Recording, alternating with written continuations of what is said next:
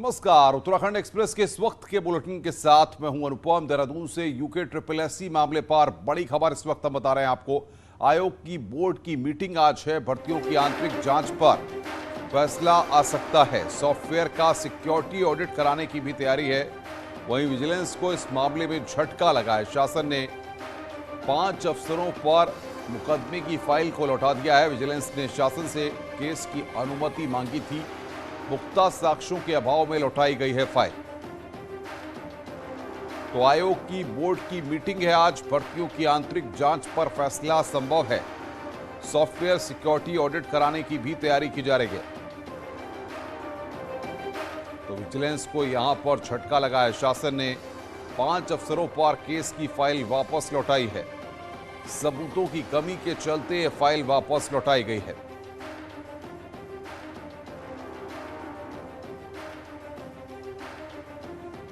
UK SSSC paper leak मामले में इस वक्त की बड़ी खबर हम बता रहे हैं आपको। आयोग की बोर्ड की आज मीटिंग है और इस मीटिंग में कई फैसले होने की उम्मीद है। भर्तियों की आंतरिक जांच पर भी फैसला संभव है। विजिलेंस को झटका लगा है। भर्तियों की आंतरिक जांच पर आज फैसला संभव है। सॉफ्टवेयर सिक्योरिटी ऑडिट कराने की यहां पर तैयारी है। जो 5 अफसरों पर केस दर्ज करने की अनुमति के लिए फाइल भेजी गई थी, उसको शासन ने वापस लौटा दिया है। सुनील प्रभात बातचीत करने के लिए हमारे साथ जुड़ रहे हैं। सुनील, आज बैठक होनी है। इस बैठक में क्या कुछ फैसले लिए जा सकते हैं और साथ ही साथ शासन ने 5 अफसरों पर मुकदमे की जो फाइल थी उसको वापस क्यों लौटाया है?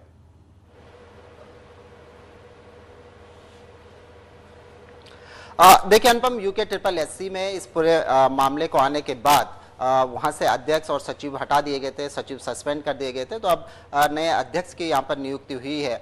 नए सचिव बोर्ड में तैनात किए गए। तो आज पहली बोर्ड मीटिंग नए पदाधिकारियों के नेतृत्व में होने जा रही है। इस बोर्ड मीटिंग में आगे किस तरह से जो आयोग की भर्तियां हैं उनमें पारदर्शिता लाया जाए, किस तरह से आयोग का कामकाज हो और किस तरह से जो आयोग की विश्वसनीयता खत्म हो गई लोगों के बीच, उसको फिर से कैसे लौटाया जाए, इन तमाम मसलों पर आज बोर्ड मीटिंग में फैसले हो सकते हैं। इसके साथ साथ जो बोर्ड का अपना सॉफ्टवेयर है उसका भी सिक्योरिटी ऑडिट कराने की आज अनुमति दी जा सकती है।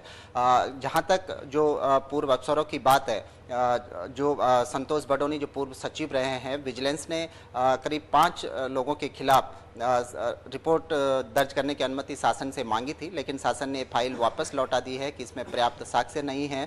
विजिलेंस से कहा गया है कि वो ठोस साक्ष्य जुटाकर एक बार फिर से शासन की अनुमति ले। तो ये हम कह सकते हैं कि विजिलेंस के लिए बड़ा झटका है कि उसने बिना किसी तैयारियों के शासन को ये रिपोर्ट भेजी कि वो जो 5 अफसर हैं जिनके नेतृत्व में अभी तक की तमाम भर्तियाँ हुई हैं, विजिलेंस का कहना है कि कहीं ना कहीं ये उन्होंने अपनी जिम्मेदारी का निर्वहन नहीं किया। उनकी लापरवाही के चलते तमाम भर्तियों के जो पेपर हैं वो लीक होते रहे और अधिकारियों को इसकी भनक तक नहीं लगी।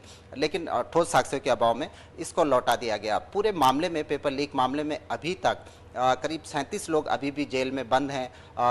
जो BPDO भर्ती परीक्षा थी जिसमें 3 अफसर जो पूर्व अध्यक्ष, सचिव और परीक्षा नियंत्रक थे, उनकी भी अभी बेल नहीं हो पाई है। वो भी जेल में बंद है। हालांकि करीब 37 में से 15 लोगों ने कल बेल एप्लीकेशन कोर्ट में डाली थी, लेकिन इस पर अभी सुनवाई नहीं हो पाई है। तो आज जो बोर्ड की मीटिंग होने वाली है इस पर खासकर नजर रहेगी कि लेकिन ऑडिट की बात यहाँ पर कही जा रही है। ऐसे में ऑडिट को लेकर के क्या फैसला आज की बैठक में हो सकता है और कौन कौन से लोग इस बैठक में मौजूद रहेंगे?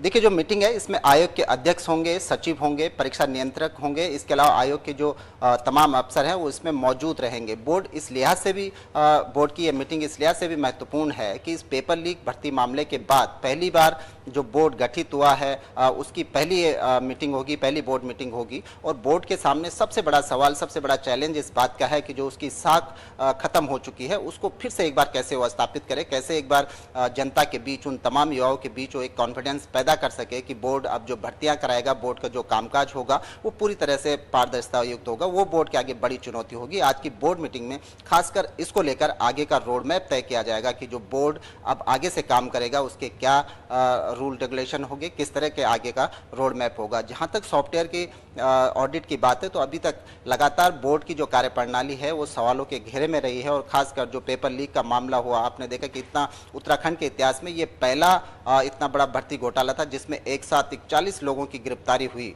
सालों से ये बिल्कुल सुनील, बहुत बहुत शुक्रिया आपका हमारे साथ जुड़ने के लिए और विस्तार से तमाम अपडेट्स देने के लिए। आप